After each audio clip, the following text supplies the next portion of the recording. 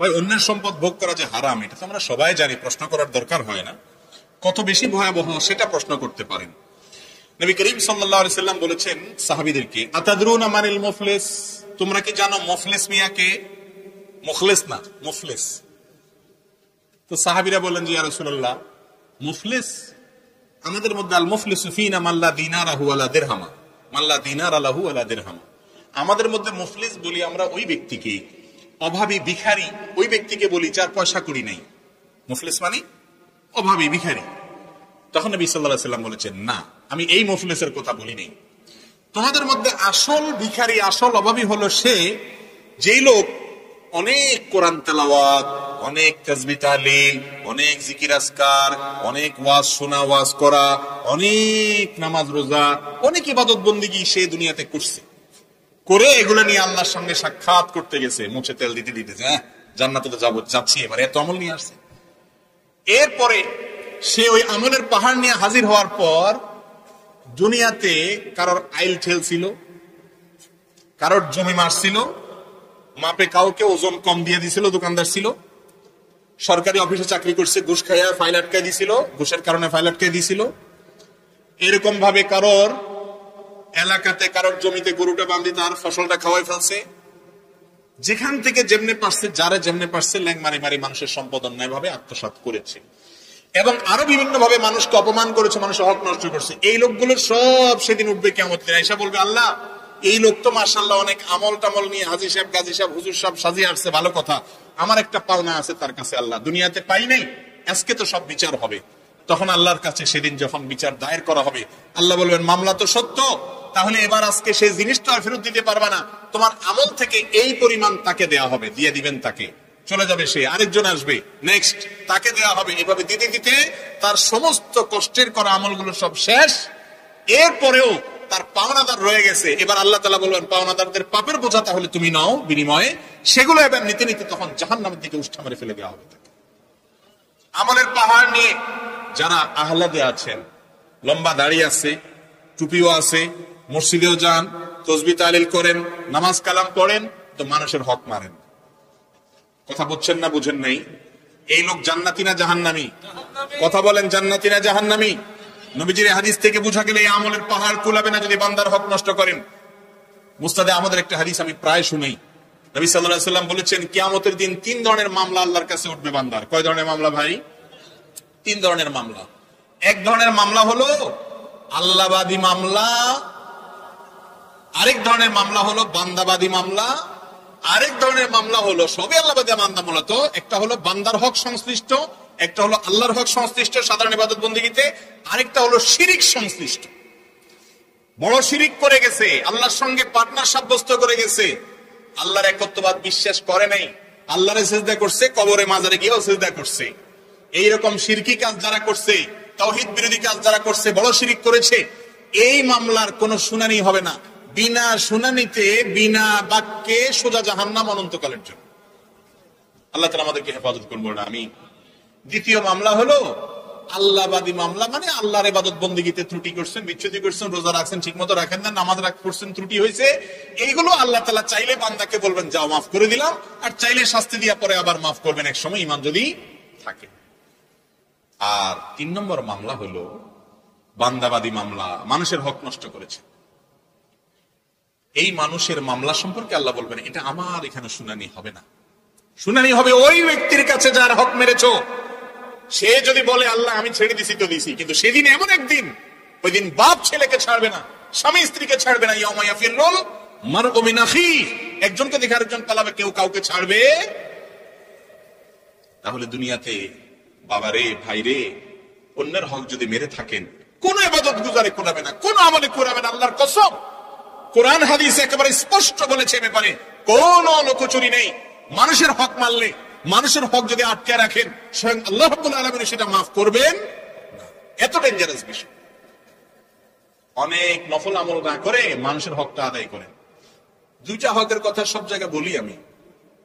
আমরা যারা সুযোগের অভাবে সৎ, সরকারি চাকরি পাই না, ঘুষ খাবে করতে, নাউজুবিল্লাহ। তারপরে আপনি দোকানদার নাম আপে কম দিবেন করতে, সুযোগই নেই, সৎ বা নানা কারণে অপরাধ অনেকগুলো এমনিই করেন না, মানুষের হক নষ্ট করেন নাই, আলহামদুলিল্লাহ, বা এমনি আপনি ভালো মানুষ করেন নাই। এক দুইটা অপকর্ম আমরা বাংলাদেশের বেশিরভাগ মানুষ করি, হুজুর গায়ে হুজুর নেই, খুব কম সংখ্যক মানুষ হয়তো এখান থেকে মুক্ত আছেন। তার একটা হলো বাপ মায়ের সম্পদে বোনের অধিকার দিয়ে দিয়েছেন তো সবাই হিসাব করে।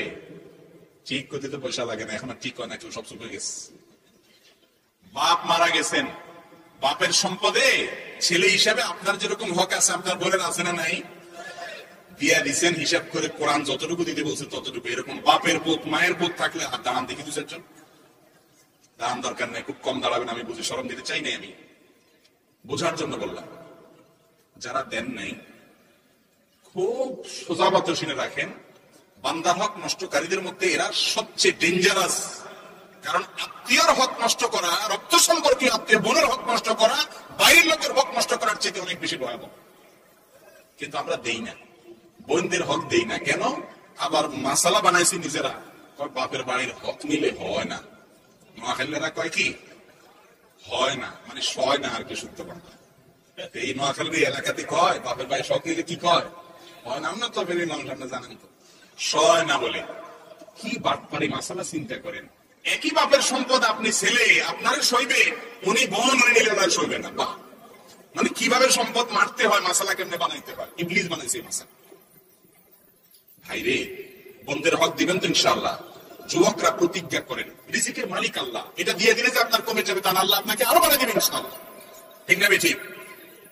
এখন মুশকিল হলে বোনরাও নিতে চায় না, আজকাল নিবে কেমনে? বেচারীরা ভয়ে শরমে নিতে চায় না। যদি নিয়ে নেই হক এখান থেকে, ভাই যদি বলে যে তোমার হক তো নিয়ে নিছে, এখন আবার কেন আসছে, বাপের বিটাতে একটু যেতে মনে চায় না? ছোটবেলা থেকে যেখানে বড় হয়েছে, কি বলেন, আপনার বাবার সম্পদে আপনার বোনের যে হক আছে যদি জমা জমা বুঝে দেন, তাহলে সেই বোন আপনার বাড়িতে আসার অধিকার আছে না নাই? ভাই বোনের সম্পর্ক কি 2 দিনের না চিরদিনের? অতএব রক্ত সম্পর্ক হিসাবে, তার বাপের বিটা হিসাবে, ভাইয়ের বাড়ি হিসাবে সে আপনার মেহমান হওয়ার অধিকার আছে না নাই? কিন্তু আমরা স্কুলে স্বার্থপর হয়েছি, সম্পদ নিয়ে রেখে চলে গেছে আমার আল্লাহকে। কিন্তু ঠিক এই ভয়ে মহিলারা আসে। আর অনেক মহিলারা বলে না ভাই বিয়ে লাগবে না, আমরা খুশি আছি, আমরা খুশি আছি। আবার কিছু ভাই আছে আমার বাপ কিছু লালসান দিয়ে কয়, এখন আল্লাহ তো তোমাদের অনেক দিচ্ছে, তো তোমাদের দুটো অনেক দিচ্ছে, আমরা খুশি নেই। বোন বেচারে না খুশি করে থাকবে, ঠিক না ঠিক? বেচারি বান্ধবীরা এগুলো সব দিন হলো 2 নম্বরই এবং আরাম করি বেঁচে থাকবেন তো ইনশাআল্লাহ। মুরব্বীরা একটু ভালো করে শুনেন, ওরা একজনের সব লেখা দিচ্ছেন, আরেকজনের দেখলে বলে গেছেন আগে থেকেই মেয়েরা আছে অনেক বাদ দেয় না। এর যত দেখো আল্লাহ তাআলা কোরআনে তার হক ঠিক করে দিয়েছেন, আমি করে দিয়েছেন। সাইয়্যিদাতুল এটা একটা নির্ধারণ, তোমার সম্পদে আল্লাহ একই হকের জন্য প্রদান করেছে। তোমার কোনো আগে বছরের পরিবর্তন করা, বাপের ক্ষমতা নেই, নিজের সম্পদে এক সন্তানকে দেওয়া হয়, সন্তানকে না দেওয়া। কথাটি বলছেন না বলছেন কি? ইমরান হোসেন এক ছেলে দেখেছে আলিয়া দিয়ে আসছে, আসলে আল্লাহ ছেলেকে দিয়ে আসছে, বুঝি বুঝতে সবগুলোকে দিয়ে আসে।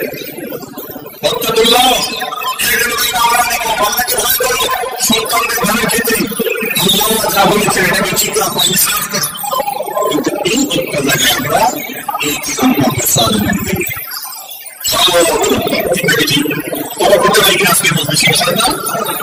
এই দেশে জমি জমার যে হিসেব নিকাশ আছে, বলেছেন যে আপনি জানেন বাংলাদেশে মোট জমি ল্যান্ডের মালিকানা কত পার্সেন্ট? বদলক একটা পার্সেন্টেজ বলেছে, ভুলে গেছে, আমরা 70-80% আরো অনেক জমির মালিক, সব জমি পুরুষ শরীর সব জায়গায় আসছে না কেন? কিন্তু আমাদের আমরা কষ্ট করি, আমরা যারা দুর্নীতি করতেছি করছি, কিন্তু এর পাশাপাশি বাংলা সম্ভাবনা বেশি থাকে, তাহলে ইনশাআল্লাহ দেশের সঙ্গে আসতে পারবে। চেষ্টা করবো ইনশাআল্লাহ। বাকি সরকার 10 টাকা থেকে 20 টাকা লিখে